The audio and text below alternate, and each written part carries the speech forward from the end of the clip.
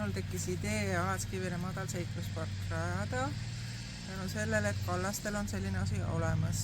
Ja kuna mul on endal väiksed lapselapsed, kes on väga huvitatud ronimisest ja turnimisest, ma leidsin, et miks mitte Alatskivil ei võiks selline koht olla ja kuna siin on väga palju kasutamata maad, võiks siia selle ehitada. Et esiteks jah, et see maa saaks siin korda ja see tore metsaalune ja et oleks kõikidel lastel, kohalikel ja sissesõitnutel ja suvitajatel, turistidel, et lastel oleks tegevust. Ja Alatskivi madalseikluspark võiks minna maksma esialgu 12 000 eurot, et seda saaks kindlasti täiendada tulevikus investeeringuna, et suurematele ja noortele ka seda teha seikluspargina. Esimene idee oleks madalseikluspark rajada kaupluse taga asuvale Tühermaale, kus on väga huvitav maastik.